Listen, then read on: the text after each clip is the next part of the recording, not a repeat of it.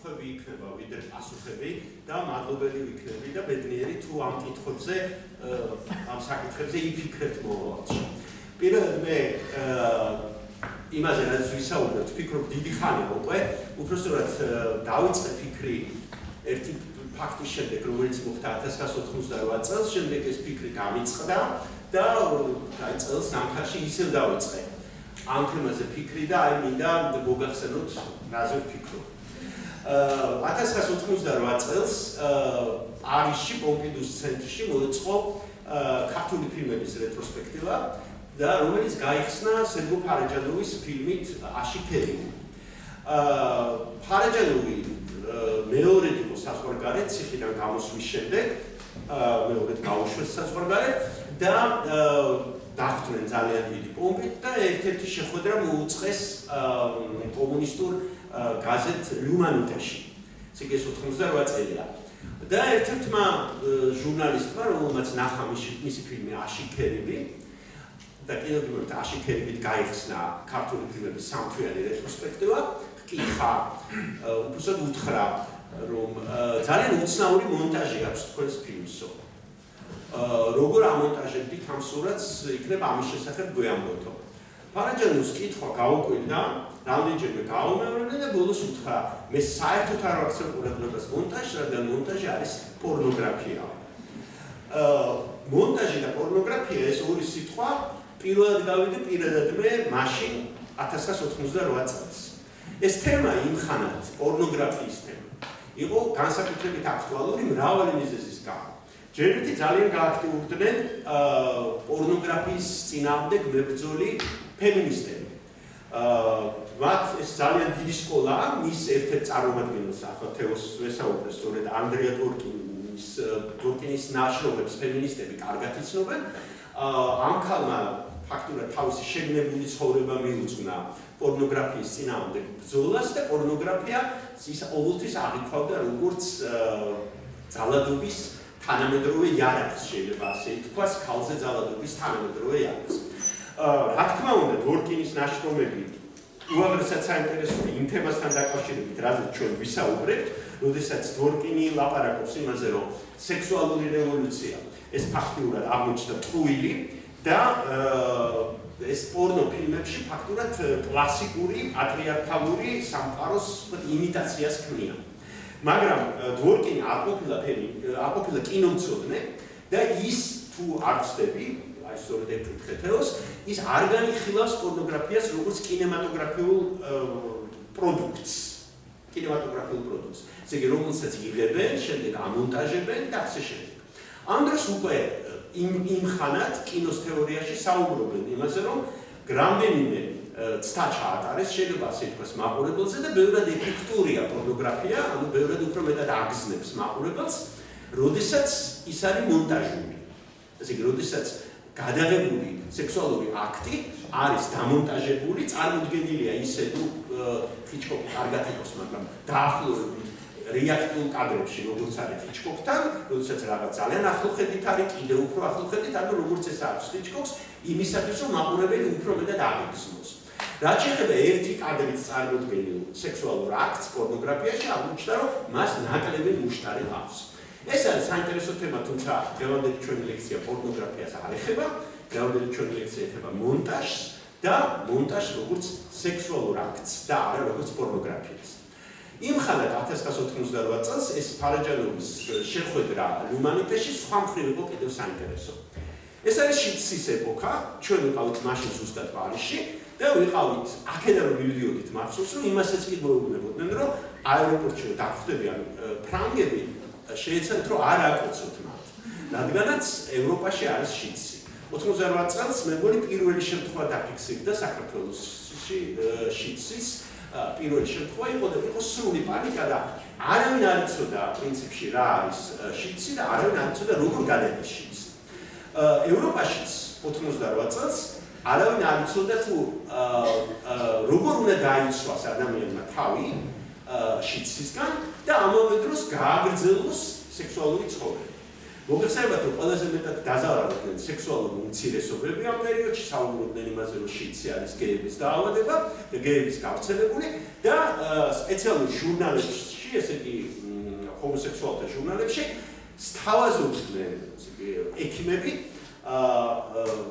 გეებს თუ როგორ უნდა ჩაეტარებინათ სექსუალური აქტი, რომელიც უნდა ყოფილიყო უსაფრთხო. ამ უსაფრთხო სექსუალურ აქტზე, რადგანაც პრეზერვატივზე ჯერ არ იყო საუბარი, არავინ არ იცოდა 98 წელს ჯერ კიდევ პრეზერვატივი მართლა შეიძლება იცავდეს თუ არა ზუსტად ადამიანს, იმიტომ რომ კიდევ სულ 4 წელი იყო სულ შიცის პირველი შემთხვევიდან ეს დაფიქსირებული, საუბრობდნენ რომ იძულებულნი ვართ სექსუალური აქტი იყოს მხოლოდ და მხოლოდ შეხებით და მხოლოდ მასტურბაციით. მაშინ არაფერი აღარ იქნება საშიში, თუ ჩვენ ჩავთავთ ფანტაზიას და შეხებასთან ერთად მეტ შემოქმედებას ჩავახსოვთ ესე იგი ამ შეხებაში, მაშინ შეიძლება ისევე დაგვაყოფილოს სექსუალურმა აქტმა, როგორც ჩვეულებრივმა აქტმა. აი, ამის შესახებაც მიდიოდა დისკუსია. და კიდევ ერთი რამის, იგი ფარაჯანოვი, შიცი და წიგნი, რომელიც გამოვიდა 1998 წელს. ახლა შევამჩნიე ზუსტად საბჭოთა კავშირში პერესტროიკის დროს, რომელსაც ქვია მონტაჟი და ეს უნიკალური წიგნია. ძალიან პატარა ტირაჟით გამოვიდა, იმიტომ რომ წიგნს შესავალში წიგნის პირველი სტატიის ავტორი არის აკადემიკოსი რუდოლფ სალგანიკი, რომელიც მაშინ ნოვოსიბირსკში ცხოვრობდა და შეიძლება ითქვას, რომ სალგანიკი იყო დაახლოებით იმ დონის მეცნიერი გენეტიკაში და დევნილი, როგორც თითქმის როგორც სახაროვი. ყოველ შემთხვევაში ის, რასაც ის აღწერს ამ სტატიაში გენეტიკაზე და მონტაჟზე, ეს ყველაფერი აბსოლუტურად ეწინააღმდეგებოდა იმ იდეოლოგიას, რომელიც არსებობდა ჩვენში და ეს 98 წელი, ანუ პერესტროიკის ეპოქა არის. ამ სტატიას დაუბრუნდებით ჩვენ, უბრალოდ მინდა წინასწარ ბოდიში მოგიხალოთ, რომ მე აღარ დავიწყებ იმას საუბარს თუ რა არის მონტაჟი, რამდენად მნიშვნელოვანია ის კულტურაში, რამდენად მნიშვნელოვანია მონტაჟის ენა ლიტერატურაში, სახელმწიფოებაში, ამის შესახებ ყველა წაიკითხა უამრავი რამ არსებობს. მიუხედავად იმისა, რომ მომზადებული მქონდა არც ლევ კულეშოვის ეფექტის შესახებ ვისაუბრეთ თქვენთან, თუმცა ვიტყვი იმას, რომ კინომონტაჟის შექმნასთან ერთად არსებობდა ორი იდეა. ეს იგი ერთი ის, რომ მონტაჟი მოიგონეს ამერიკელებმა, ანუ დევიდ გრიფითმა და გრიფითის ცნობილი პარალელური მონტაჟი. ეს არის იდეა, რომ ორი პარალელური ხაზი ერთმანეთს არ კვეთს, მაგრამ სადღაც კვეთს უსასრულობაში და ეს უსასრულობა შეიძლება ითქვას, რომ არის ის, რასაც ჩვენ უწოდებთ ვერ თარგმნით, მაგრამ უწოდებთ მხატვრულ სახეს, ხო? ანუ რუსები ამბობენ ობრაზს. ეს არის უსასრულობა, რომელიც ჩვენს თავში უნდა დაიბადოს. პარალელური მონტაჟი სწორედ ამას ნიშნავდა გრიფითთან, რომ ეს ორი პარალელური მოქმედება მიმდინარეობს ისე, რომ ერთმანეთს არ კვეთს, მაგრამ მაყურებელი მაინც არის დაძაბული, იმიტომ რომ ის ელოდება უსასრულობაში მაინც გადაკვეთენ ისინი ერთმანეთს. ამასობაში რუსეთში რევოლუცია ხდება, მოდის კვიდრდება ახალი იდეოლოგია, რომელმაც ძალიან ბევრი რამ ისესხა ამერიკელებისგან და რა თქმა უნდა პირველ რიგში გრიფითისგან, მაგრამ ცდილობს რომ შეცვალოს პარალელურობის ეს იდეა, შეცვალოს გადაკვეთის, შეჯახების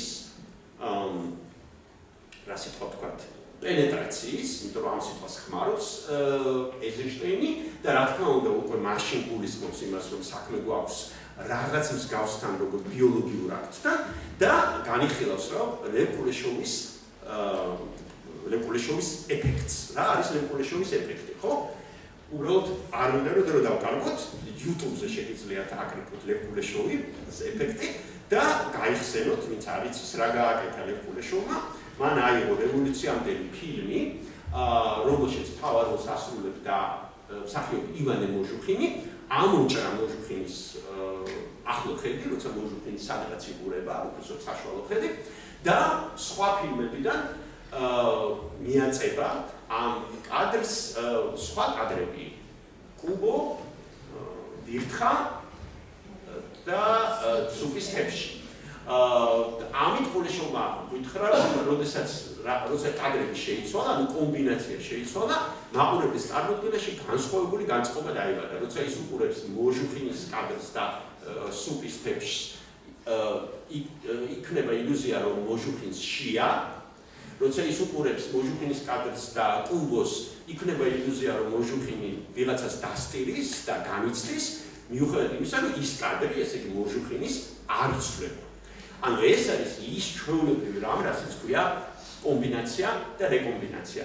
რომელსაც ყველაზე კარგად სტუდენტები ყველაზე კარგად იგებენ ხოლმე, ყველაზე კარგად გამოიყენებს ეიზენშტეინი ფილმში ივანე მრისხანე. როცა პირველ სერიაში ივანე იტყვის იაძინ, ამას ის მუდმივად გაიმეორებს, მაყურებელს ეცოდება მეფე, რომელიც არის მარტო, რომელიც არის ესეთი პროგრესული და გარშემამდელი მტერი ყავს, იმიტომ რომ იგი არის მარტო. მეორე სერიაში, როდესაც იგი უკვე ძალაუფლებას დაეუფლება, ის ამბობს აძინ ია. სიტყვები შეიცვლება, მაგრამ აზრი უკვე მთლიანად შეიცვლება და უკვე მეფე ამბობს, რომ მხოლოდ ის არის. და ის აღარ არის მარტო ის უბრალოდ მხოლოდ ის არის, აძინ ია ამბობს. აქ ქართულში შეგვიძლია უამრავი რამ გავეხსენოთ და ბოლოს ლევ კულეშოვის ეს ეფექტი ავხსნათ ქართული ანდაზით, ხარი ხართან რომ დააბა, ან ზმესიცვის, ან ფერსაო. ეს არის ლევ კულეშოვის ეფექტი. ნამდვილად შეიძლება ასე ითქვას. ამას ვართ მიჩვეული და ასე ვასწავლეთ სტუდენტებს. არავის სამწუხაროდ არ დამაგებია კითხვა, რომ მართლა შემთხვევით შეარჩია თუ არა ლევ კულეშოვმა ივანე მოჟუქინის სახე.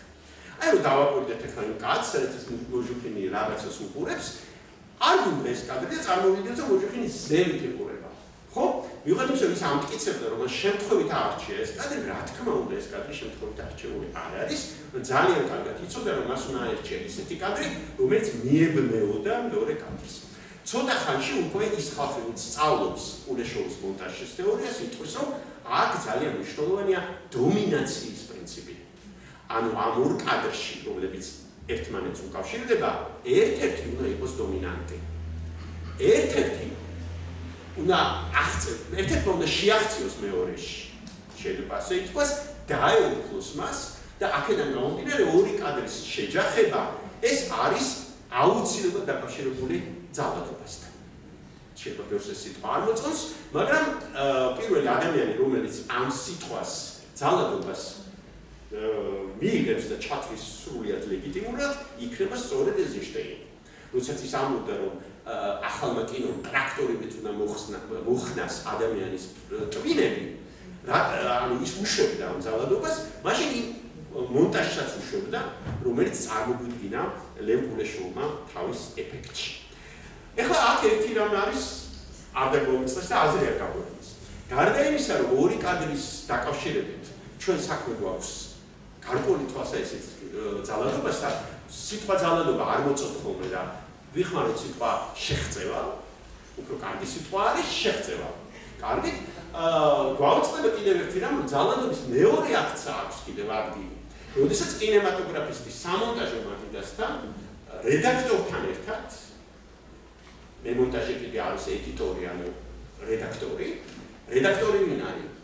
შეიძლება კარგი რედაქტორია საყვარელი, მაგრამ არის ცენზორი. ხო? ამ რედაქტორთან ერთად გადაღებული მასალის გაცენზურებას იწყებს. ანუ რაღაცების გადაყარას, შეიძლება ასე ითქვას. სწორედ მაშინ ეიზენშტეინი წერს სტატიას, რომელსაც ქვია ბელას აუწყდება მაკრატელი. ეს სტატია ეძღვნება ბელა ბალაშს, რომელიც იყო ერთ-ერთი პირველი თეორეტიკოსი მონტაჟის წინააღმდეგ და სხვათა შორის ფემინისტები ძალიან დიდ პატივს სცემენ მას, როცა 60-იან წლებში აღმოაჩინეს მისი ტექსტები. ბელა კაცია, ხალი არ არის, ბელა ბალაში, რომელიც იყო მონტაჟის წინააღმდეგ, როგორც ძალადობის წინააღმდეგ კულტურაში. ეიზენშტეინს არ მოეწონა ეს სტატია და უპასუხა მას სტატიით, რომელსაც ქვია ბელა забывает ножницы. ეს ნოჟნიცი, რა თქმა უნდა, მან თხულად არ ჩაჩხირა, იმიტომ რომ მაშინ ის თავისთავად ძალიან დაინტერესებული იყო ფსიქოანალიზით, ძალიან იყო დაინტერესებული ვილჰელმ რაიხის სექსუალური რევოლუციის თეორიით და ყველანაირ ფსიქოანალიტიკურ, ასე ვთქვათ, სიმბოლოებს იყენებდა განსაკუთრებით თავის ნახატებში. ვიღოთ ისე რომ თქვენ დრო ცოტა გვაქვს, თქო რამდენიმე ნახატი მაინც მინდა გაჩვენოთ, რომელშიც კარგად ჩანს ეს ნახატები არ ფრანგებმა გაავრცელეს მას მე რაც კიდეს არქივებიდან, იმიტომ რომ რუსეთში ამას არ გეჭდავდნენ, მისი ეროტიკული ნახატები, სადაც ძალიან კარგად ჩანს, რომ ეს კაცი 20-იან წლებში, სანამ მექსიკაში გაემგზავრებოდა, როგორ იტანჯება ამ მაკრატელებით. და ეს ტანჯვა როგორ გამოიხატება შემდეგ მის შემოქმედებაში. ანუ რა მნიშვნელოვანია მისთვის ეს სექსუალური სიმბოლოები შეიძლება ასე ვთქვათ.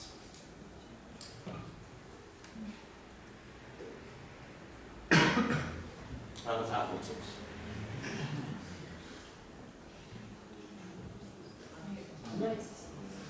ალბათ გასცეს მაგრამ ცოტა ყოია. ალბათ.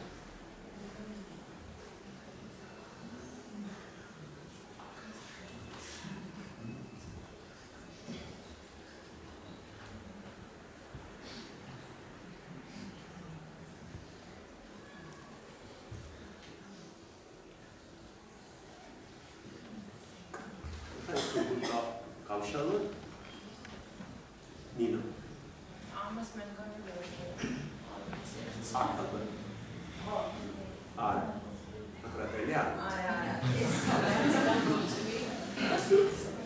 როგორ გავს? პირდაპირ სხვა პროგრამაა.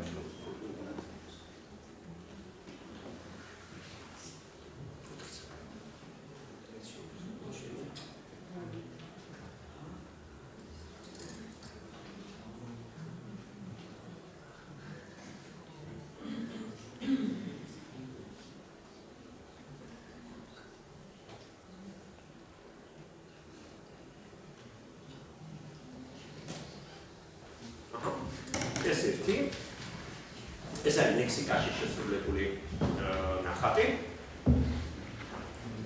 და თქვენ აქ ხედავთ რომ ფალოსი და ხმალი ასე ვთქვათ არის მასთან გაიგივებული აბსოლუტურად მაგრამ ეს ჯერ კიდევ უწყინარია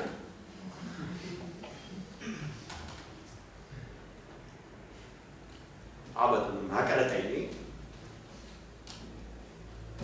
დასაკეთებს ეს მაკრატელი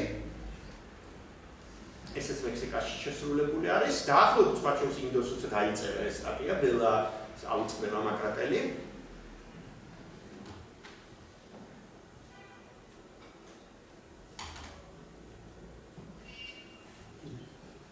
ეს შეგვიძლია არის ისეთი მისი საოცნებო იდეალური სექსუალური პოზა რომელსაც ის უწოდებს ექსცენტრიკას ტრომპეტი და ექსცენტრიკა მუსიკაციის ესეთი და ყველაზე მნიშვნელოვანი და ყველაზე სერიალი უკადმისა რომ ცუდა ჩანს ნახატების ესეთი კოლექციონერი გამოვიდა წერს რომ აი ეს პერსონაჟი არის თავად ეს ნიშნები ციგ ამ ისტორიას მithumetes არის არსებული დოკუმენტები რომ ციგ ის უყურებს ამ ორგიას თვითონ ძალიან სერბიანი თვალებით გაგრძელება ექნება და გაგრძელება იქნება სწორედ პიტერ გრინვეის ფილმში ესე განვი ფილმში რომელმაც უცბად ჩემი ფიქრები გააგრძელა უცბად ხარით შეწყვეტილი ფიქრები მონტაჟზე რასაც ანუ ეს ნახატი გამოჩნდება სწორედ პიტერ გრინვეის ფილმში რომლის პრემიერა თებერვალში შედგა ბერლინში. ნუ ამ ფილმს აუცილებლად დაუბრუნდებთ.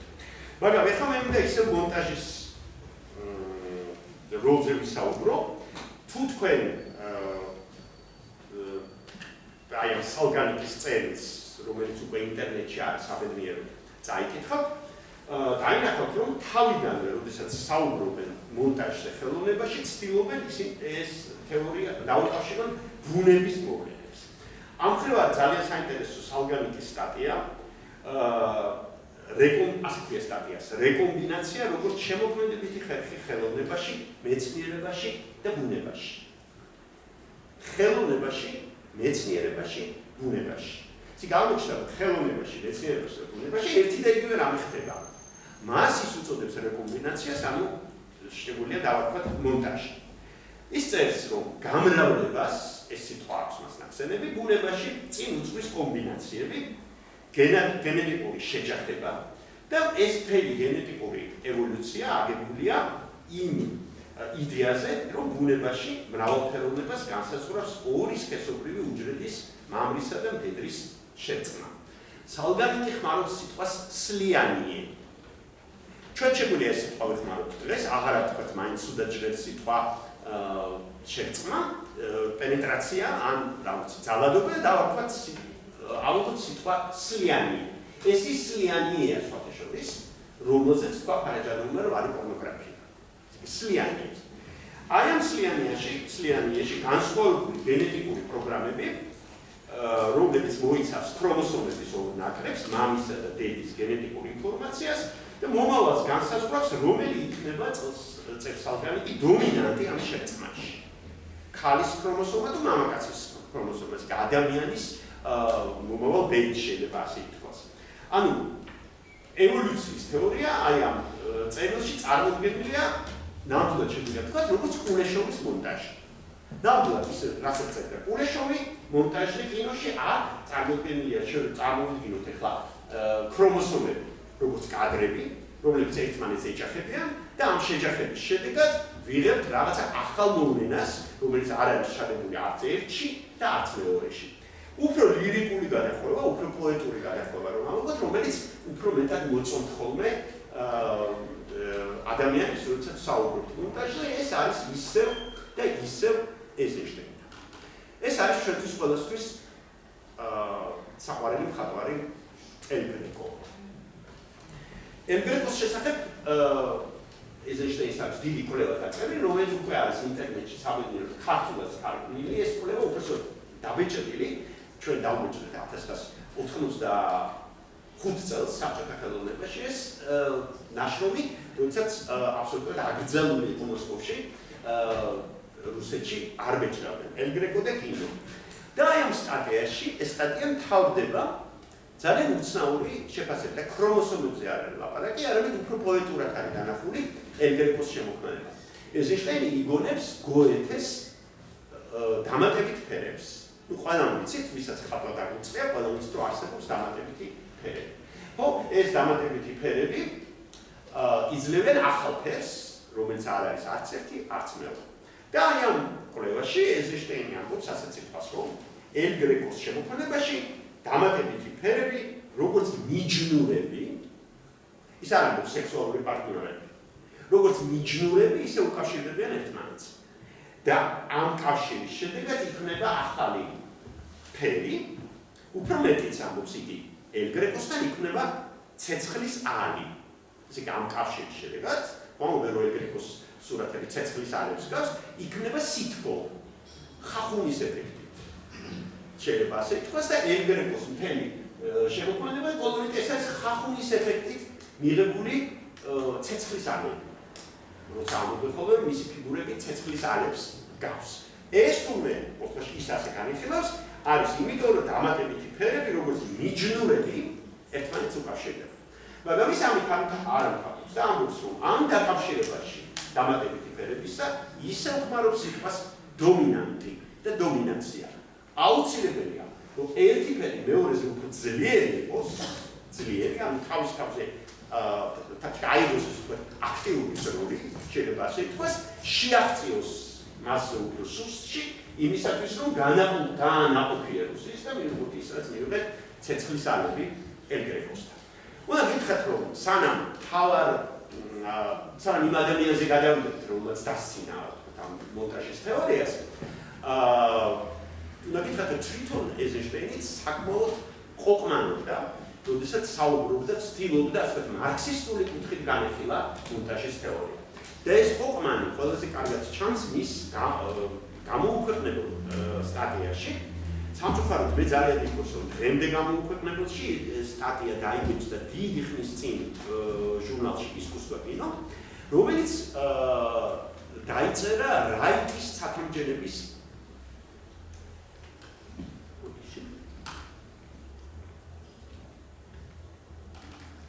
რაიტის ცათამბჯენების ნახვის შემდეგ ამერიკაში. ეს იმდენად იყო აღფრთოვანებული ამ არქიტექტურით, რომ დაწერა სცენარი ფილმისა, რომელსაც ჰქვია შუშის სახლი, სტეკლიანი დომი. მე რა თქმა უნდა ამ სცენარს არ მოგიყვებით, მაგრამ ლიბრეტო შეიძლება მოგიყვეთ. ლიბრეტო არის თავისთავად ძალიან სასაცილო და ამ ლიბრეტოში კარგად ჩანს, თუ როგორ ეწინააღმდეგება ის თავის თავს, აი მისი ნახატებია, როგორ ეწინააღმდეგება ის თავის თავს და როგორ ცდილობს განთავისუფლდეს მონტაჟის თეორიისგან, როგორც ძალადობის თეორიისგან პირველ რიგში. შუშის სახლი, ესე იგი, ნაწილი პირველი, შუშის სიმფონია. შემდეგ წერია, მე ქართულად ვთარგმნებ. ჩვენ ვერ ვხედავთ ერთმანეთს, ესე იგი, არის შუშის სახლი, ხალხი ცხოვრობს შუშის დიდ ცათამბჯენში, მაგრამ ერთმანეთს ვერ ხედავენ. ქმარი ცემს ძოლს, მაგრამ მეზობლები ვერ ხედავენ, მაგრამ არ იმჩნევენ. მოდის ქრისტე, ჩხერებში უწერია, ან ინჟინერი და ცდილობს აუხსნას ხალხს, რომ ისინი ცხოვრობენ ერთ საათში და აუცილებელია მათ დაინახონ ერთმანეთი. ხალხი იწყებს ერთმანეთის დანახვას. ეს არის მესამე ნაწილი. ერთმანეთის დანახვას და ერთმანეთის დანახვის დროს ჩნდებიან ვუიარისტები, ეგზიბიციონისტები, ერთმანეთს ჭუჭრუტანაშიც უყურებენ, შეიძლება ასე ითქვას, ხვდებიან, რომ ასე ცხოვრება არ შეიძლება და ისევ იწყებენ კედლების აღმართვას ამ შუშის სახლში. იყენებენ იმას, რომ ერთმანეთთან კედელი აქვთ, ვუიარისტები ამით კიდევ უფრო აღფრთოვანებულები არიან, იკეთებენ ხვრელებს და უჭყიტინებენ ერთმანეთს. ასე ცხოვრება აღარ შეიძლება, ასე წესით დაგჟიცნილზე სახლი იმსხვრება და კონტაქტი არ გამოვიდა. ანუ შუშის სახლში კონტაქტი არ გამოდის.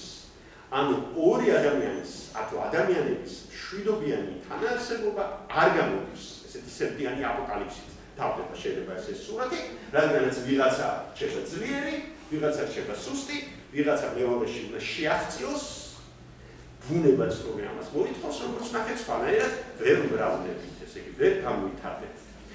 ამ თეორიის წინააღმდეგ უკვე 50-იან წლებში შეიქმნა საპირისპირო თეორიები.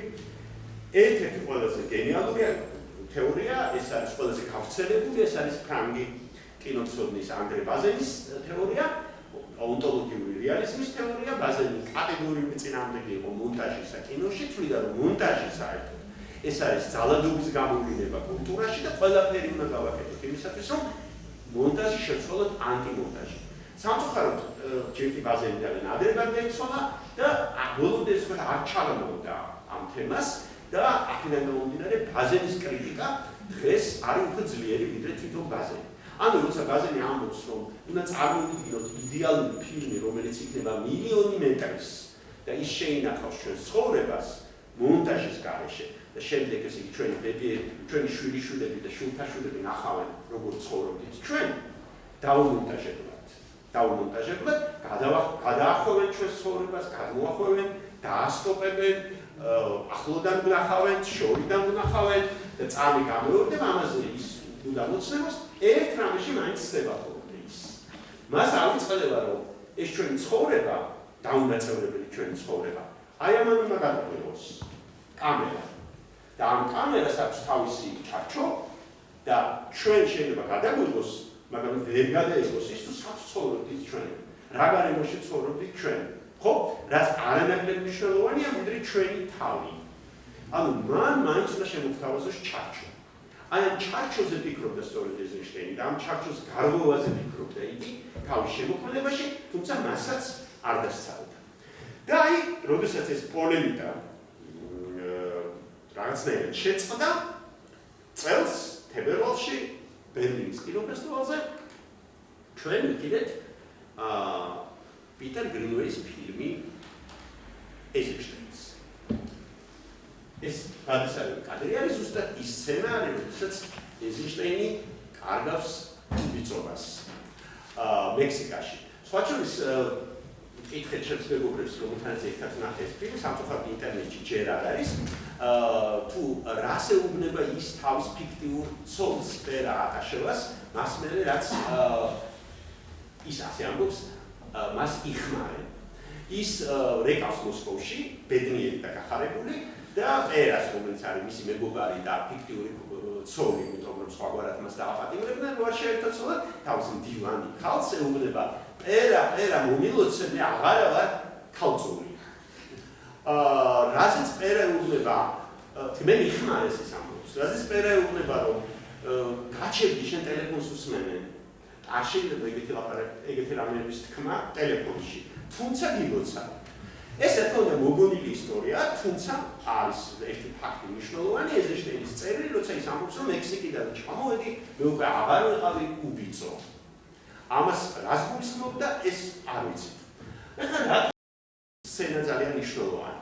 კაცი, რომელიც მთელი ცხოვრება ქადაგებდა და ლაპარაკობდა მონტაჟზე, ტრაქტორზე, რომელმაც უნდა მოხდეს ჩვენი ტვინები და ძალადობაზე, როგორც აუცილებელ ინსტრუმენტზე შეიძლება ასე ვთქვას, როგორც ბუნების მოვლენაზე ის ლაპარაკობს მას აქვს გრუნტ პრობლემა აქვს ის, რომ ეს გრუნტ პრობლემა არის ის, რომ ჩვენ და დაუბრუნდეთ ჩვენს პირველადობას, ასე იგი არა მარტო განვითარდეთ, არამედ ჩვენს ფესვებს, ჩვენს ბუნებრივ ფესვებს.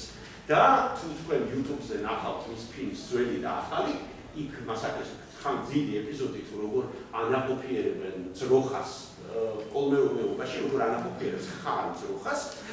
შემდეგ წამოვა დიდი რაოდენობით რძე, რომელიც მოედება, ასე ვთქვათ, მთელ ამ კოლმეურნეობას, კოლმეურნეობას იპარა აქვს კოოპერატივს, კოლმეურნეობას აკმაროს და ეს რძის შეფები მოედება ბედნიერ ადამიანებს და საბოლოო ჯამში გადაიქცევა კომუნიზმის მდინარეებად, ესე იგი, დიდი რძის მდინარეებად და ეს არის ნაყოფიერების, ბედნიერების და იმ სექსუალური ორგიის გამოხატულება, რომელიც ნახეთ ჩვენ და რომელსაც ის შენატრობდა გვერდიდან, გვერდიდან უყურებდა.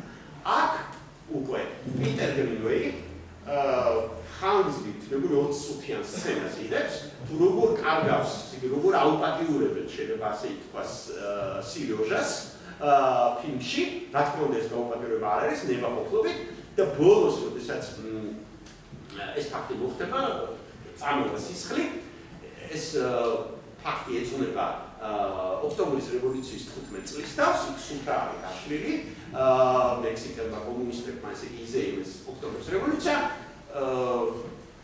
ჯერ ზეციხმას და შემდეგ წითელ დროშას აიღებს, ესე იგი ეს მექსიკელი მისი დიდი და ამ წითელ დროშას ჩაარჭობს ანუსში. ასე მთავრდება ეს სცენა, რა თქმა უნდა ძალიან ირონიული.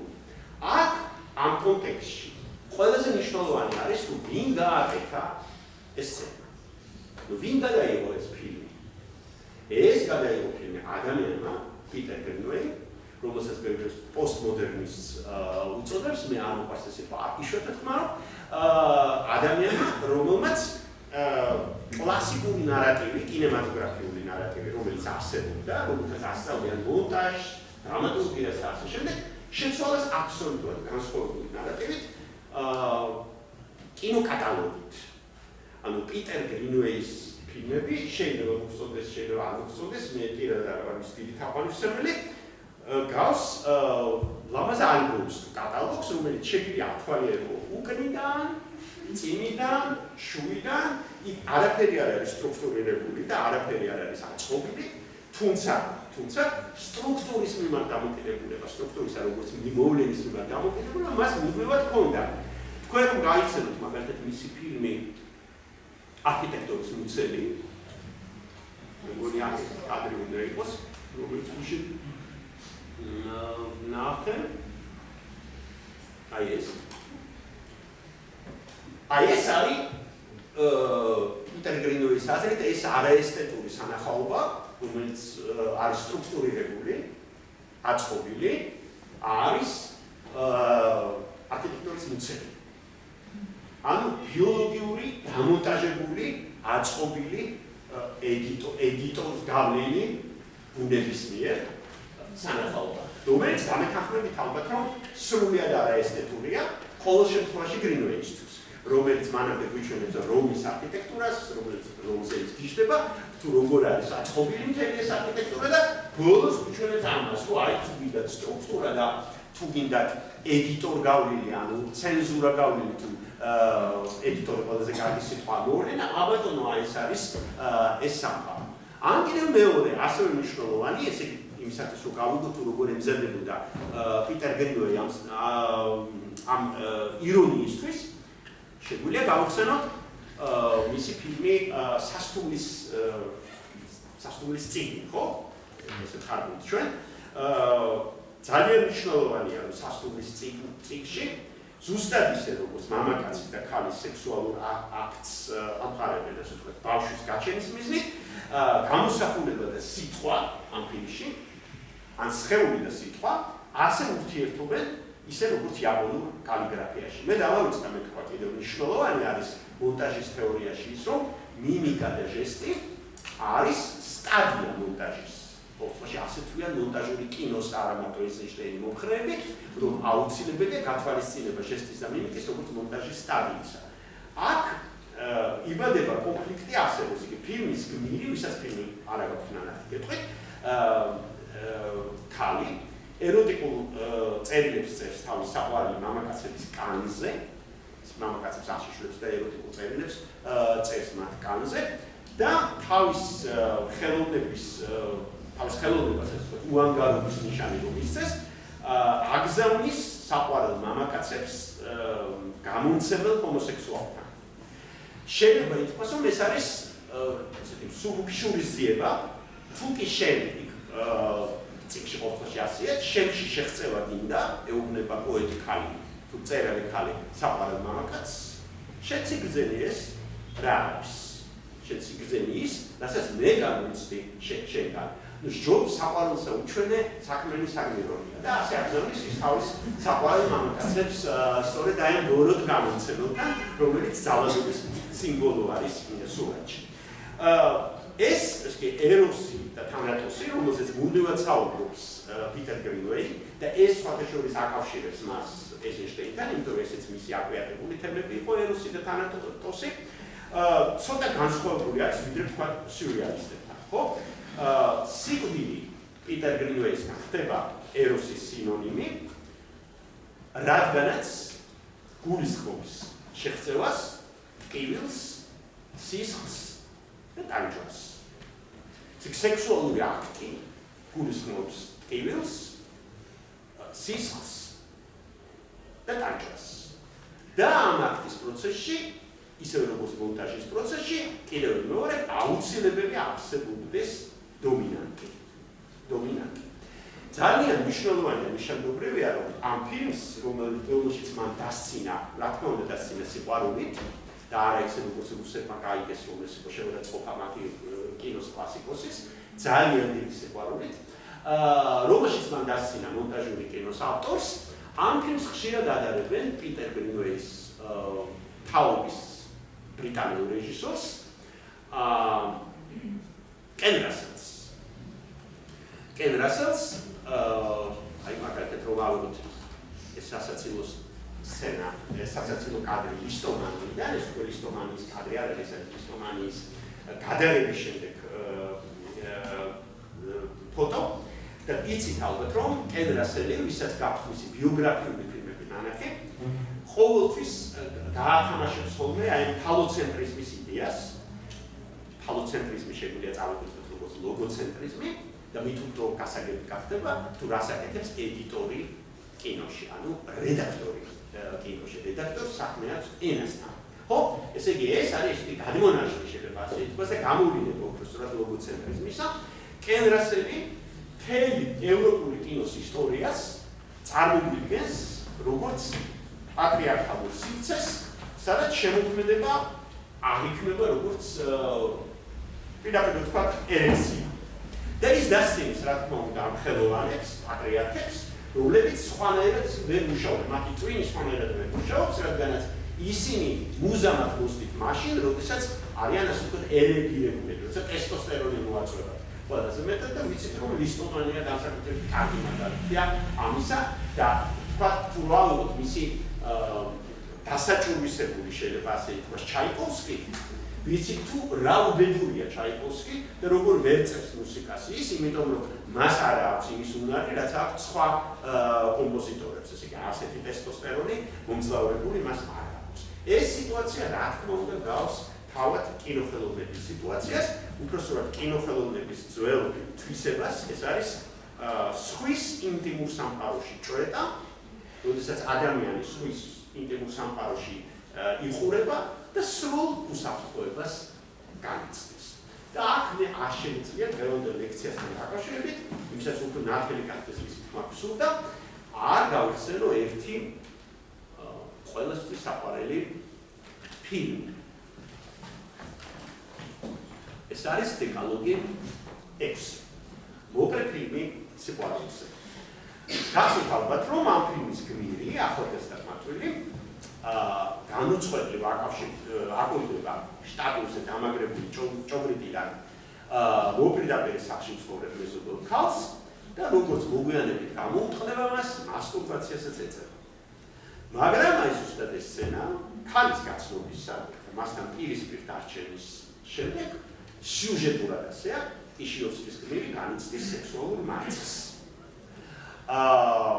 ისე თავის ვუიარისტული ვნების ობიექტთან შეხებაც კი საკმარისი აღმოჩნდება ნაადრევი ორგაზმისთვის.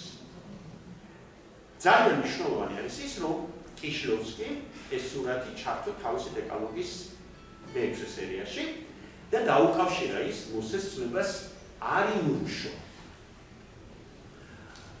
რითაც ფაქტობრივად მრუშობად გამოაცხადა მთელი კინოხელოვნების ის ენა, რომელთაც ვითარდებოდა კინოხელოვნება მანამდე, მისი ველური ენა. და მნიშვნელოვანი ის არის, რომ ზუსტად ამ დროს ფემინისტური კინოთეორია განსაკუთრებით ძლიერდება, სხვათა შორის მოკლე ფილმის სიყვარულზეც 98 წელს არის გადაღებული. ესეთი წელი არის. თქვა ისეთი თეორეტიკოსი როგორც სტივენ ჰიტია, ფემინისტი კინომცოდნე ისწრებდა, რომ თვალით ფალოსთა ჩანაცვლება ხდება კინოშიო და დაბრმავება კასტრაციის ანალოგიურია. მამაკაცი, როცა ის პორნოგრაფიას ეწევს, ხურებისგან იღებს სიამოვნებას, ქალი კი მაშინ, როცა მას უყურებენ. ფილმით თკბობა ქალზე სიმბოლური ძალადობის მსგავსია. პორნოგრაფია კი წევს იგი კინემატოგრაფის არსის უშუალო გამოხატვა. ამ მხრივ, რა თქმა უნდა, რევოლუციური იქნება იზაბელ იუტერის საქციელი მიხაილ ხანეკეს ფილმში პიანისტი ქალი, როდესაც ის სექს-შოპში შევა, სექს-შოპში ქალები არშედიან და პორნო ფილმის ყურებას დაიწყებს. ეს დანგრევა იქნება სწორედ იმ იდეისა, რომ ეს პორნო ინდუსტრია კაცებისთვის კეთდებოდა და ქალები მხოლოდ ობიექტები უნდა ყოფილიყვნენ, რომელსაც უნდა უყურონ მამაკაცებმა. იზაბელ იუტერის გმირმა აქ ეს არ გააკეთა. მაგრამ დაუბრუნდეთ ამას. ეს ძალიან მნიშვნელოვანი არის იმ თემისთვის, რადგან ჩვენ საუბრობთ. როგორც ეს უფრო მეტად აქცენტირდება ყურადღებას ფილმის პირველ ნაწილს, ვიდრე ეპილოგს. რომელშიც ამ სურათის გმირი ქალი ვუიარისტთან შეხვედრამდე, რომელიც ყოველდღიურად იცვლის საყვარელს, აი ეს შეიძლება ასე ითქვას მოხმარების საქონელი, შეიძლება არის ამბობს, მაგრამ ასე არის კიშიოვსკისთან, ეს ქალი წარმოქმნილია როგორც მოხმარების საქონელი. მოულოდნელად განიცდის მეტამორფოზას, აქამდე ესე იგი ეს კასტრირებული არსება სიამოვნებას პოულობდა იმაში, რომ უყურებდნენ, მაგრამ როგორც კი ეს ყმაწვილი სექსუალურ წარუმატებლობას განიცდის, შემდეგ ვენებს გადაიჭრის. ვენების გადაჭრა, რა თქმა უნდა, ძალიან მნიშვნელოვანი სიმბოლოა, იმიტომ რომ ბევრი ბატაისთან იწუჩიშდება ბატაისთან, ვან გოგის მოჭრილობთან ასოციაციები, როცა აგრინოეის ამ ფილმზე წერენ და არის ვამბობ სოლარულ სხვა შეწირვაზე, ოიდიპოსის და ასე შემდეგ, ყველაფერი რა თქმა უნდა კიშიოვსკისთან განსაზღვრულია. როგორც კი მოთვალთვალე საკუთარი თავის კასტრირებას მიმართავს, აი ეს ბიჭი ხობერებს გადაიჭრის. და საავადმყოფოში აღმოჩნდება დაკვირვების ობიექტი ქალი თავად იქცევა დამკვირვებლად. გახსოვთ ალბათ, რომ ის მოიმარჯვებს ასე ქვია ჭობრიც და თავად იწყებს წინაფანჯრის თვალიერებას. ის რასაც აქამდე აკეთებდა მამაკაცი, ახლა ამას აკეთებს ქალი, იმიტომ რომ მამაკაც რა მოუვიდა, რატო უკეთა კიშიოვსკი მამაკაცს? ის რასაც ეიზენშტეინი აკეთებს თავის ნახატებში, კასტრირება. მამაკაცი არის კასტრირებული და ახლა ის როლი, რომელიც მას ჰქონდა, აიღო ქალმა. და მაყურებელი ხდება, რომ მოკლე ფილმის სიყვარულზე არა იმუშო. ეს არის ფილმი, რა თქმა უნდა, მუშობის წინააღმდეგ, იმიტომ რომ ეს არის ფილმი უმაკრატელო სიყვარულზე. ხო? როდესაც ბიჭი ქალს ხელით შეეხო მხოლოდ, რომელსაც აქამდე მხოლოდ თვალით ეხებოდა და დაკმაყოფილდა სექსუალურად. ეს იყო მისთვის ის, რასაც ქვია ექსტაზი. ამაზე ქალეონება რომ მორჩიო, იქ პირსახოციაო და თუ გახსოვთ და აიღეო და აი ეს არის შენი სიყვარული. ეს არის შენი სიყვარული, ის ამბობს ირონიით, რა თქმა უნდა, მაგრამ მართლა შეუყვარდება. როცა ის უკვე იღებს ესე იგი ამ ჭოვლიც და თვითონ იწყებს თვალიერებას. ანუ ის ნამდვილად ხდება კათარსისი. ახლა დავუბრუნდეთ იმ ადამიანს, რომელთაც დაუწყეთ ჩვენი ლექცია. ეს არის ერქო ფარაჯანოვი და აშიქეთ. იყოს ეს მაინც როგორც ილუსტრაცია.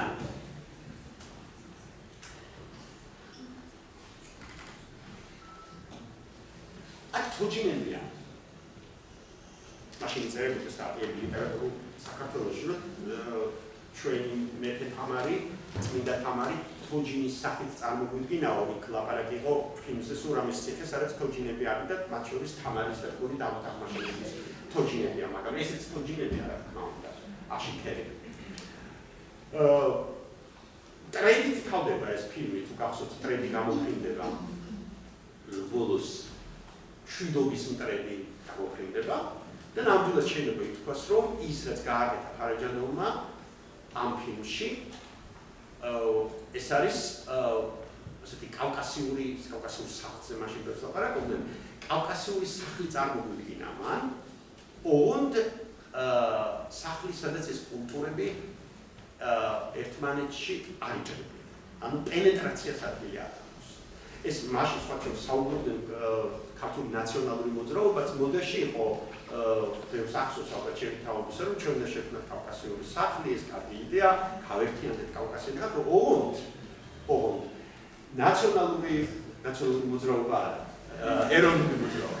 ეროვნული მოძრაობის მიერ ნათქვამი კავკასიური სახლი ნიშნავდა, რომ ამ კავკასიურ სახლში საქართველოს უნდა ყოფილიყო ლიდერი, როგორც გამორჩეული რასა.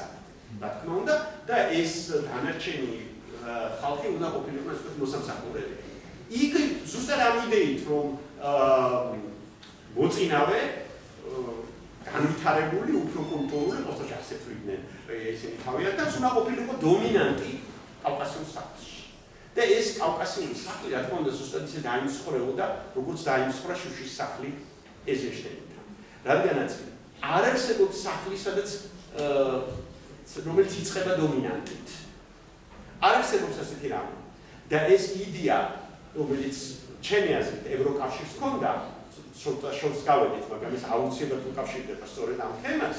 და როდესაც აღმოჩნდა, რომ მულტიკულტურალიზმი არ გაამართლა, როდესაც იდეა იყო ის, რომ ეს ქვეყნები, თანასწორი ქვეყნები უნდა გაერთიანებულიყვნენ, ასე ვთქვათ, ერთ სახლში და მათ შეენარჩუნებინათ თავიანთი თავი, თავიანთი ინდივიდუალობა. სამწუხაროდ შეიძლება ბევრი არ დათანხმება. ეს არ მოხდა. ანუ როდესაც ვთქვათ, სულ ამას ვამბობ, როდესაც გერმანიიდან მიდიხარ საფრანგეთში, მიდიოდი საფრანგეთში, გადადიოდი თუ არა საზღვარს, როცა არსებობდა ეს საზღვარი, ყავის სუნი იყო უკვე სხვა. ანუ სხვა დიზაინი იყო. როცა ბრუნდებოდი გერმანიაში, სხვა დიზაინი იყო და ევროპაში მოგზაურობა ეს იყო განსხვავებულ დიზაინებში მოგზაურობა. ამას როცა ვამბობ, ეს იმას ანიშნავს, რომ მე მინდა რომ ის დრო დაბრუნდეს, ხო, პასპორტები და საზღვრები, მაგრამ აი ეს დაკარგა. ანუ ეხლა იქაც ზარა დგას, იქაც Starbucks დგას, იქაც Starbucks დგას და ისე შეიძლება ბელგიიდან გახვიდე გერმანიაში, გერმანიიდან საფრანგეთში რომ ვერ მივხვდე, რომ უკვე ახალ ქვეყანაში მოვხდი, ხო?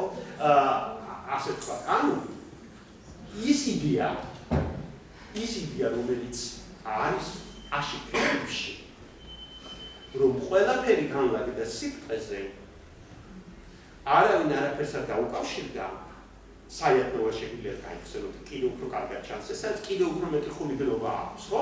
სადაც პოეტი და შეყვარებული როლს თამაშობს სოფი კოჭაურელი. სოფი კოჭაურელი არის კაციც ქალიც. ხო? ესეთი რაღაც ანდროგენული არსებაა, რომელიც არ უკავშირდებიან ერთმანეთს.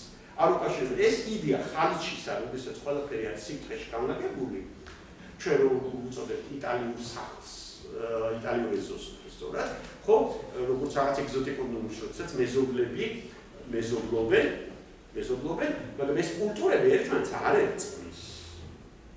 ხართან რო დააბა, ან ზნესიც იცვლის ამ ფერსაო, აღმოჩნდა, რომ არ არის აუცილებელი ეს მოხდეს. ზნე და ფერი რო შეიცვალოს, ისინი ინარჩუნებენ თავიანთ თავს. ეს ძალიან კარგად გამოჩნდა ეს ასე გავაკეთე უტოპიური იდეა თუ აი მაგალითად საერთნობა ხედავთ ამ კადრს ხო და იმ წუთას გვაგვდება ერთი ადამიანი რომელიც სრულიად დაუწყებული არის იგივე კინოს ისტორიაში და რომელმაც ფილმების გადაღება დაიწყო მანამ სანამ მოიგონებდნენ მონტაჟს. მონტაჟს როგორც გამოსახულობით საშუალებას. რა თქმა უნდა ეს არის ჟორჟ მელიესი. ხედავთ რომ ის კადრი საერთნოვასი და მელიესის პირველი თუ მეორე ფილმის კადრი, როდესაც სიმბოლო არსი და საგანი, უბრალოდ სიმბოლო და საგანი ყველაფერი განლაგებულია სიფრთხეზე ასე. და ესენი ესე დაფრინავენ ერთმანეთის გვერდზე არიან განლაგებული, ეხებიან, მაგრამ ამ შეხების დროს არ ხდება ის, რასაც საგანი იწევს. არავითარი ქრომოსომების შეჯახება არ ხდება. ეხებიან როგორც ბურთები, მერე გამოვლენ, ისევ და ყველა ინარჩუნებს თავს. ესეც არის კატალოგი, რასაც პიტერ გრინვეი თავაზობდა ახალი ენით. ულაგითხათ რომ ფარაჯანოვის გარდა, ისე ფარაჯანოვი ამ თვალსაზრისით არის რეჟისორი, რომელიც როცა რატო გაბრაზდა ის, როცა მას უთხრეს რომ მონტაჟი არ აკეთო კინოში. იმიტომ რომ მას არ უნდა რომ იყოს ღმერთი. მას არ უნდა შექმნას ახალი რეალობა. არ უნდა იყოს მემონტაჟე. მას არ უნდა იყოს ცენზორი, მას არის არაფერს არ აკეთებს. ყველაფერი რაც ეტევა მის სამყაროში გადაღებულია და ეს არის რა თქმა უნდა ქაოსის სამყარო, ეს არის პირველადი სამყარო, წინა ისტორიული სამყარო, რატომაც არა თქვა მატრიარქატის სამყარო, როცა ჯერ არ არსებობს ლოგოსი, ისე როგორც ეს არის მელიესთან, რომ არ არსებობს მონტაჟი, კინო არის ახალი დაბადებული და სტუდენტებს ეუბნებოდ იმ დროს მუნჯი კინოს ისტორიას ვისწავლოთ, უთხარი რომ ყველაზე კარგი კინო იყო კინო, როცა არ არსებობდა წესები. არანაირი წესები არ არსებობდა და ეს ხალხი იყო სრულიად თავისუფალი, ახალს იგონებდნენ და იყვნენ სრულიად ბედნიერები. ეს ცენზორი თუ არის თვითცენზორი, მაშინ არ არსებობდა. რა თქმა უნდა, ეხლა რაზეც საუბრობთ, ამის ცდები კინოს ისტორიაში არსებობდა, ანტიმონტაჟური კინოსი, ან ხალიჩის კინოსი, შეხების კინოსი და ეს კავკასია, რომელიც ფარაჯანოვმა წარმოიდგინა, სომხეთი, აზერბაიჯანი და საქართველო წარმოიდგინა როგორც ხალიჩის სახით. რა თქმა უნდა, როდესაც ეს კულტურები მშვიდობიანად თანაარსებობდნენ ერთმანეთის გვერდით, ეხებოდნენ, მაგრამ ერთმანეთს არ ცვლიდნენ. ამის ცდები კინოში არსებობდა მუდმივად, მაგრამ ყოველთვის ეს ხალხი ვინც ამას აკეთებდა, იყო აბსოლუტურად მარგინალიზირებული. მაგალითად, თქვენ რომ არ დაიზაროთ და ინტერნეტში ნახოთ პორტუგალიელი რეჟისორის მიგელ გომეშის ფილმები. განსაკუთრებით მისი ფილმი ჩემი საყვარელი აგვისტო. ეს არის ესეთი ფილმი, რომელშიც ყველა მსახიობი მინიმალური ფულით არის გადადებული, არის რეჟისორი. ესე იგი, მან შეკრება თავისი მეგობრები და ყველა მსახიობი იღებს თავის ფილმს. არის კომუნა, შეიძლება ასე ითქვას, სადაც ყველა არის თანასწორი და რეჟისორის როლი ფაქტობრივად ის არის, რომ მან ეს ხალიჩა წარმოგვიდგინოს. მაგრამ მიგელ გომეშიც ძალიან ბევრი სხვა რეჟისორი, ესენი იყვნენ ესეთი ავანგარდისტი, ალტერნატივისტები, ასე ვთქვათ. რეჟისორი, რომლის გამარჯვება კანის ფესტივალზე, ეს არის აპაჩა ვირასეტაკუნი, მისი გამარჯვება, ანუ ოქროს პალმა, ნიშნავს იმას, რომ ეს ახალი ენა ნელ-ნელა უკვე ოფიციალურ კინოშიც გვიდება. რა არის ხო აი ამ ტაილანდელი რეჟისორის ესთეტიკა. ეს არის სრული ვულგრილობა ნარატივის მიმართ, აწყობაზე და კონსტრუქციაზე უარის თქმა, ის არასოდეს არ აწყობს, ოქროში ის არ აწყობს კინოს, როგორც ჩვენ ვართ მიჩვეული. შეუძლია გაიაროს ქუჩაში, გააჩეროს ხალხი განსაკუთრებით მის ფილმებს ეხება ეს და მათი ისტორია ისე ასახავს, რომ არაფერს არ დაუკავშიროს. არანაირი კონფლიქტი არ იყოს. როცა 20-იანი წლების თავობა გვეუბნებოდა, რომ ხელოვნება კონფლიქტის გარეშე არ არსებობს. ისტორია ვერ ვითარდება კლასთა ბრძოლის გარეშე. აუცილებელია კლასთან ბრძოლა, აუცილებელია დაპირისპირება იმისათვის, რომ მოხდეს განვითარება, რომ ვიღაცა უნდა მოკლას ან ვიღაცაში შეაღწიოს. არაფერი მსგავსი არ ხდება და ეს არის შეიძლება ასე ითქვას, ის იდეალური ფილმი, ოსოში ფიქრი იდეალური ფილმზე, რომელზეც ალბათ ოცნებობდნენ ის ადამიანები, მათი რიცხვი დიდი არ არის, განსაკუთრებით ეს ეხება ალბათ ფემინისტებს. მე სამწუხაროდ ცუდად ვიცი, რას აკეთებდნენ ფემინისტი კინორეჟისორი ქალები დღეს, არ მიგოლევ ამას, შეიძლება მომავალში გამოვიყურებ, არ ვიცი, მაგრამ ძალიან მაინტერესებს მართლა თუ როგორ უყურებენ ისინი მონტაჟს და როგორ აღიქვავენ ისინი მონტაჟის მნიშვნელობას კინოში. წესით ფემინისტური დისკურსი მონტაჟს უნდა უარყოფდეს, ხო, საერთოდ როგორც გამოვლინება სწორედ აი ამ ლოგოცენტრიზმის.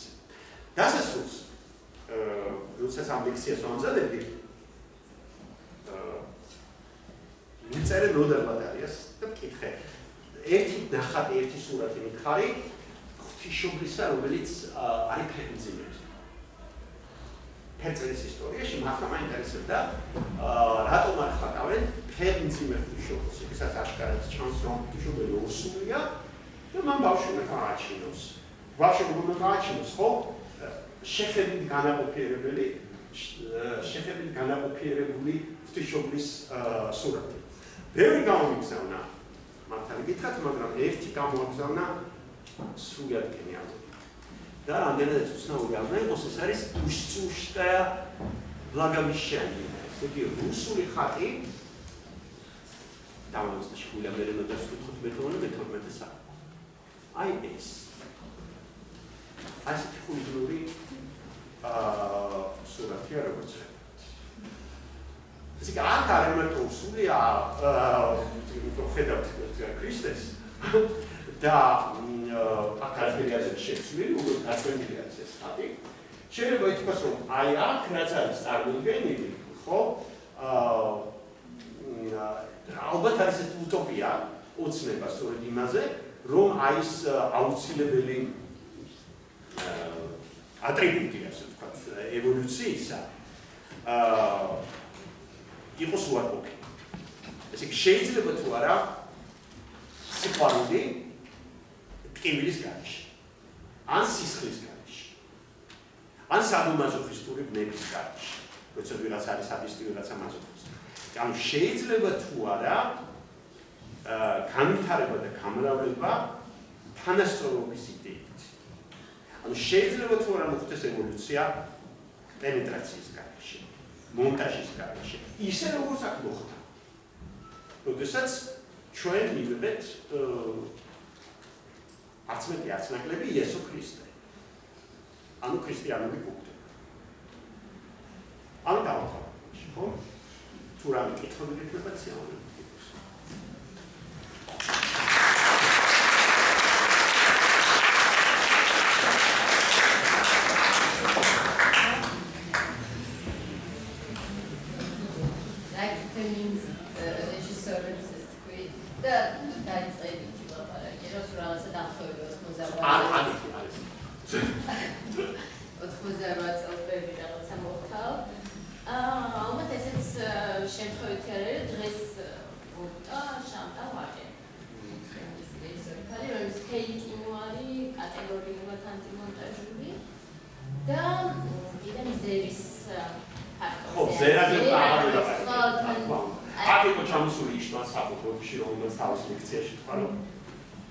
კინომეტი არაფერი არ არის თუ არა ის თუ როგორ უყურებს ერთი ადამიანი მეორე ადამიანს. პრინციპში მზერის შეხებაზე ვარ. ხო, აი მაგის ფილმებში ეს არის ძალიან გამოკვეთილი, რომ სულ კამერაში იყურებიან და უმეტესად კარი პერსონაჟები. აი ეს თემა ძალიან მნიშვნელოვანი, ნუ შენც შეეხება მაგას პრინციპში როგორც რაღაცა დომინაციის საშუალება. აი ეს კიდე ერთი დამხობა მოხდა. მე ვქენ ძალიან მადლობელი თუ დაინტერესდებით ამ თემით და იპოვით და კინოცოდნების ხედან ამის მაგალითებს, ანუ ის კარგი ხალხი, რომელიც დაიკარგა 50-იან წლებში, 40-იან წლებში, 60-იან წლებში, იმიტომ რომ აი ამ დისკურსს, რომელიც იყო მიღებული უარყოფდა მაშინ და დარწმუნებული რომ ასეთი ხალხი იყო, ასეთი ხალხი იქნებოდა უფრო ალბათ აღმოსავლეთში, ინდოეთში, იაპონიაში რაღაცა დარწმუნებული რომ ძალიან ბევრი იყვნენ. პრინციპში ოძუ არის სწორედ რეჟისორი, რომელიც შეხებაზე რბილ მონტაჟზე აგებს თავის ფილმებს, მაგრამ მაინც ოძუსთანაც მნიშვნელოვანი არის.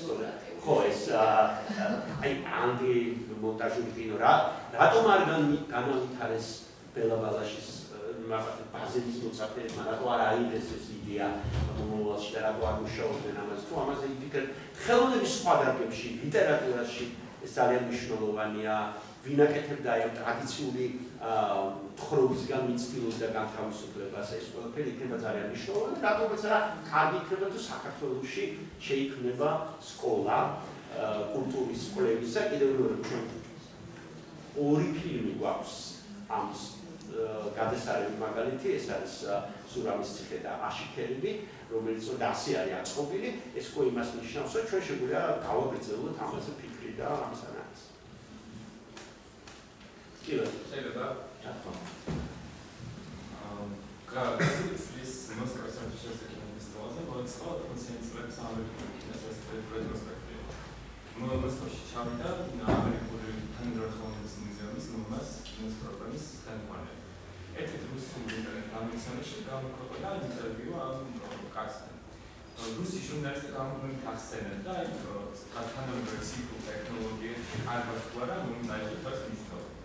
That as a key about the machines, answers theory, classical kinos, Channel, Tarabashi, register Mahaprabhas, Zalado Venice, manipulation, Mahaprabhas are first 100% that Mahaprabhas are Mundajurikinos, I choose Romagas, 100% Antama in Jagogras, Hato, Butanga, Pimex, Mahaprabhas, each of such shadows who can punch in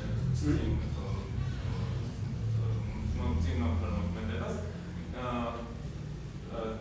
American kinos, American kinos,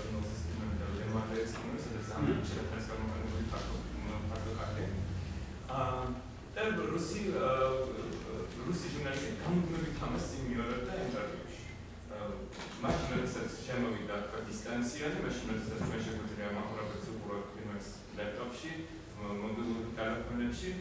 Ხომ არ ხდება ეს რომ ეზალოქება რომელიც ტრადიციულად რეჟისორის ხელში იყოს გადადის მაყურებლის ხელში და ძალიან საინტერესოა ის რომ 2007 წელს სამხრეთ კორეის კინოფესტივალზე კინოგრამი იყო ის პროვოკატორი ასე ვთქვათ რომელსაც თქვა რომ კინო მოგდა 1993 წლის 31 სექტემბერში მაშინ როდესაც 31 სექტემბერში არსებობს 30 წელი ცილონია მაშინ როდესაც 30 სექტემბერს გამოვიდეს დისტანცია მე ჩემკითხო რომელიც იმაში რამდენად მიიჩნევთ რომ აი ეს ძალა რომელიც აქვს მონტაჟ კინოში თუმცა კლასიკურ კინოში დღევანდელი გაგებით კარგად თავს მნიშვნელობას მაშინ როდესაც ჩვენ შეგვიძლია თქვა ტელევიზორში ვუყურებთ და ის რაც ანძვავებენ ეფექტს რომელსაც მონტაჟი მაგდა კინოს თქვა და მე დაბაში კინოს უყურება ან ის უბრალოდ რომელიც კონდა თქვა ინსტრუმენტს თავისი მონტაჟური კინო ეზალა და მაყურებელზე ეს იკარგება მე მგონი ვერანაირი ტექნოლოგია ვერ შეცვლის ადამიანის ჩვენ ამას ვლაპარაკობთ ჩვენ თავი იყო ჩვენს ფსიქიკაში მოგვდეს იდეა ტექნოლოგიები შეიძლება არსებობდეს მაგრამ ჩვენი ფსიქიკა ისეთივე დარჩა ძველებული მიდრეკილება მაინც გვექნება აწყობილი ხო ზუსტად კონსტრუირებული ფორმებისაკენ აი ახლა რომელი ახლაც ავეცეთ ხო მე დავჭიქი აქ თქვენ დაჭიქით დასტებით იქით და უცე ტრადიციული მიზანსცენა ამიჩიეთ ხო რომელიც არსებობს ეს წესრიგისკენ მიდრეკილება რომელიც გვაქვს ტვინებში ესე იგი ეს არის კულტურა ჩვენი ამის შეცვლა ძალიან გაჭირდება ძალიან თუმცა რა თქმა უნდა ტენდენციები იმისა რომ ეს კლასიკური თხრობა თუ ეს რომელიც არსებობდა აქამდე შეიცვალოს ეს არის მაგალითად მე სულ მეკითხებიან ტელესერიალს რატო არ უყურებ და ყოველთვის ვამბობ იმიტომ არ უყურებ რომ ტელესერიალებს არ აქვს ფინალი და მე არ მიყვარს არაფერი, რასაც არ აქვს ფინალი. როცა ამას ვამბობ, ესე იგი მე თვითონ ვარ ტრადიციული კონსტრუქციის მომხრე. ეს ტრადიციული ყველაზე უფრო ძველი დრომოჭმული, მოძველებული კონსტრუქცია არის ის, რომ რაღაცას უნდა კონდეს ფინალი, მაგრამ ნუ აი ნამდვილად ამ თვალსაზრისით მე ვარ სრულიად კონსერვატორიად. ის რომ ხა სერიალები არის, სადაც ადამიანი უყურებს სერიალს და სულ არ აინტერესებს ამას ფინალი ექნება თუ არ ექნება, ის უყურებს სერიალს, იმას ნიშნავს, რომ ჩვენ ნამდვილად ვართ ახალ დისკურსში, ახალი აღქმის დისკურსში, ხელოვნების ნაწარმოების და კულტურის. მაგრამ ჩვენი ფსიქიკა მე მაინც მგონია, რომ რჩება ზუსტად ისეთი, როგორიც იყო სამწუხაროდ ასე მგონია და ამას ჯერჯერობით ტექნოლოგიები ვერ იცვლიან. აი ეს ადამიანის თანასწორობის საშინლადეში. ამაში ალბათ დამეთანხმებით ყოველდღიურად სამსახურში, სახლში და ყველგან ჩვენ ამ შიშებს ვხედავთ, ხო? რა თქმა უნდა.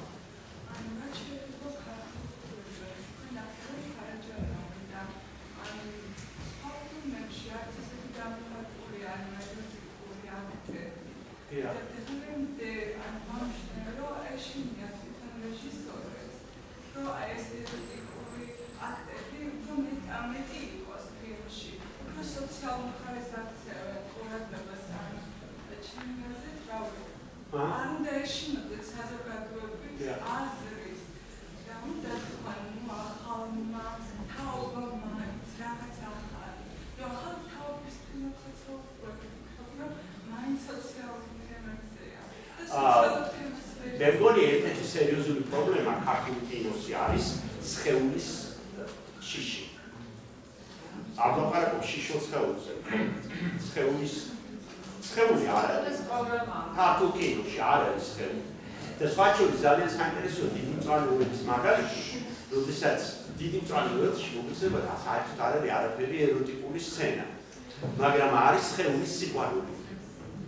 იქ კამერას მართლა უყვარს და ვათვალიერებინებს ლია კაპანაძის სხეულს. და ამიტომ იქ არაფერი არ არის, შიშის არ არის. საერთოდ დაიწერა სტატიები, რომ ეს არის პორნოგრაფია, კინოამის კინომაგზალის და ყველაფერი სად არის აქ პორნოგრაფია. არ არის რა თქმა უნდა, მაგრამ ის რომ სხეული უყვარს კამერას და ეს აშკარად ჩანს ფილმში, ამ ხერ დიდი მწვანეები არის დიდი გამონაკლისი.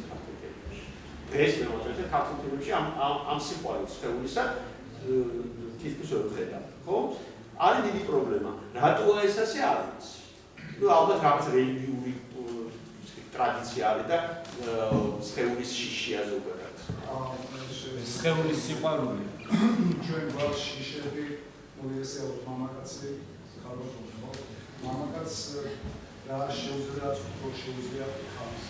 ხალხ შეუძლია გაღიაროს, გამნაყოფიერებლად მიიღოს სიტყვა ამისნიდან და იმშობიაროს. მამაკაცის ხო უზნელდება აღიაროს მის ხალხს მისმენიას, უზნელდება შეუშვას სიტყვა დაინახავას ხო განაყოფიეროს გარედან თავისი თავი.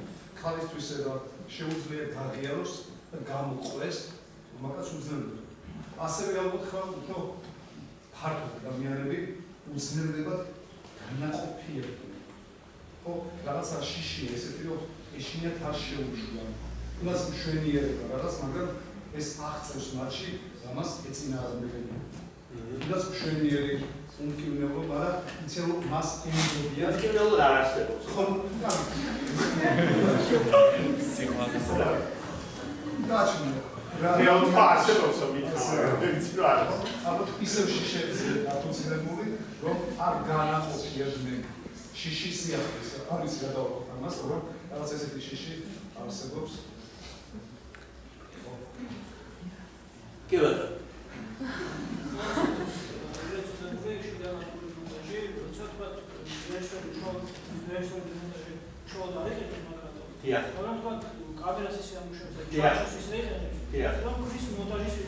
ვიცოდი რომ გამოკვდა ეს არტიკლი. მაგრამ მან ფაქტობრივად მე ბაზარზე დავწყავ ამაზე საუბარი. მაგრამ კამერა ასრულებს ანუ იმ მოძალადის როლს თუ აგრესორის როლს, ანუ თავის ძალას იღებს ამ დროს კამერა. ეს სულ არ ნიშნავს იმას, რომ ის პრობლემა სირბილის, თანასწორობის და დემოკრატიის იქ გადაჭრილი არის. სხვა შორის ძალიან მნიშვნელოვანი ამ პროცესით რობერტო როსელინის მაგალითი. ყველა აქტუალებულები ვართ, როცა უყურებთ მაგალითად როგორია როსელინის კამერისა და ინგრიდ ბერგმანის პერსონაჟების დამოკიდებულება. ყველა საერთოდ კინო შეერთოს ვერ ერკვა კიდეც ბავშვებიც კი ზოგჯერ იმათ რომ აჩვენოს სტრომბოლი ის ხედავს რომ აქ არის კამერასა და პერსონაჟების დამოკიდებულება. კამერა ხან დაეწევა, ხან გაჩერდება, ხან დაეწევა, ხან გაჩერდება და სადღაც ბოლოში გრძნობს რომ ღმერთი არის კამერა. ღმერთი არის რომელსაც უყვარს და თან სჯის და უკეთ არის მუდმივად ინგრიდ ბერგმანთან. ეს კამერა რობერტო როსელინი არის თვითონ. ბოლო ფილმი როცა შიში აი ცვაილის მიხედვით გადაღებულია მაშინ როდესაც როსელინსა და ინგრიდ ბერგმანს შორის სიყვარულში გაჩნდა პრობლემები. და იქ კარგად ჩანს რომ რამდენადაც ამდენი სიყვარული არის სტრომბოლიში, იმდენად როგორ თრგუნავს და როგორი მოძალადია ეს კამერა ამ ირენის მიმართ, ანუ ინგრიდ ბერგმანის პერსონაჟის მიმართ.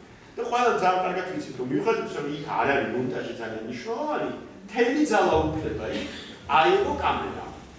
აიღო რობერტო როსელინი. თავად. ამიტომ ძალაუფლების პრობლემა იქ არ გადაჭრილა. ამ ანტიმონტაჟურ კინოში. მესმის რომ მათ ეს ძალიან უნდოდათ და ამაში ებრძოდნენ, მაგრამ ეს პრობლემა ისევ დარჩა იქ, რომ ეს ხელოვანი არის ეგო და აქვს დიდი ძალაუფლება და ყოველთვის ვამბობ ხოლმე, რომ ყველაზე დიდი ძალაუფლება აქვს კინორეჟისორებს. სხვა ხელოვანებზე მეტად. არავის არ შეუძლია. არც თეატრის რეჟისორს, არც მწერალს, არც მხატვარს არავინ არ გააკეთებს იმას, რომ წავიდეს და გადაღებისთვის თქვათ 2 საუკუნის ხელმოჭრას. ეს არ შეუძლია არავის. კინორეჟისორი გააკეთებს. ის გააკეთებს, იმიტომ რომ ის ბრძანებულობს ბუნებაზე, ანუ რეალობასთან აქვს საქმე და რასაც უნდა ამ რეალობას იმას გაუკეთებს. ყველა სხვა ხელოვნებისგან გასვლით. ამიტომ ეთიკის საკითხი კინორეჟისორთან მე მგონი არის მნიშვნელოვანი, უფრო მეტად ვიდრე სხვა მხატვრები.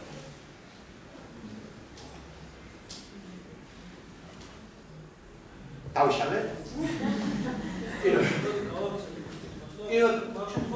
კამერა ამეთებს ჭრას თუ რეჟისორი აიძულებს მაყურებელს რომ მაყურებელმა თავში ფანტაზიაში გაჭრას. კამერა აკეთებს იმას, რომ მანიპულირებს მაყურებელს. არავითარ მნიშვნელობა არ აქვს, თქვენასაც ამბობთ, ვიცი, ამას ძალიან ბევრი იმეორებს. არავითარ მნიშვნელობა არ აქვს დამონტაჟებული გამოსახულებით მანიპულირება ხდება ჩემი, თუ კამერით, ესეში მე ვფიქრობ, რომ კამერით კიდევ უარესია, იმიტომ რომ აქ უკვე სრულად იდენტიფიცირებული ხარ კამერასა და ვერაფერს ვერ აკეთებ. რასაც მინდა იმას გიზარდ, აგიყვანს, გამოგვიყვანს და ასე შემდეგ. მანიპულირებს რა თქმა უნდა. ცოტა სხვა რაღაცაა ვიტყვი. ამ შემთხვევაში მაყურებელს ხო აიძულებენ იმას, რომ თვითონ იყვნენ გამჭრელი. ან ჩვენი გონებაც ხო გარკვეულწილად რაღაცას რომ ხედავთ მე მეხსიერება ხო ჭრის ან ჩვენ მეხსიერება ხო მონტაჟებს და ამას ხო გაიძულებს ესეთი მუშაობა. ხო გაიძულებს მოსა ჩვენ ვიყოთ მოძალადები. ჩვენ რა ვიყოთ? ჩვენ ვიყოთ მოძალადები, მოძალადები გამჭრელი. ნუ გააჩინა რა საკეთებს კამერა. პრინციპში ეგრეა. ნებისმიერ შემთხვევაში ჩვენს მაინც მაყურებელი დაგვეთა. ანუ თუნდაც ეს შემთხვევაშიც ის არ იყო გვერდზე გამგრალი ადამიანი ფილმში უშუალოდ. მაყურებლის დაგვეთა მას დომინირებდნენ, მაგრამ ის ამისი ნაწილი იყო. და ეიზენშტეინი ამით მოყოლილიყო ფილმის ბოლოსას არ უნდა იმ ქალაქის დატოვება, ხო? ანუ მაყურებელი უცნაური რაღაც სახელი თქვენ ხალხს აღავს. ლექსიკა დაატოვებიეს, რომ სტალინმა გამოიძახა. ხო, არ უნდა დატოვება, ზოგს უცხო რომ ელა გადი ამ ქალაქიდან ზოგს ქალაქთან მე კი, მაყურებლის დაგვეთა რა თქმა უნდა, მაგრამ აი თვითონ ვთქვი, რომ ბოლო ხანებში აი ესეთი დაგვეთის გარეშე გადაღებული ფილმების პოპულარობა ქმნის იმედს, რომ აი ეს ხალხი, რომელიც იყვნენ დამალულები და მაყურებლის დაგვეთას არ ემორჩილებოდნენ, ნელ-ნელა გამოდიან წინ. რატომაც არა?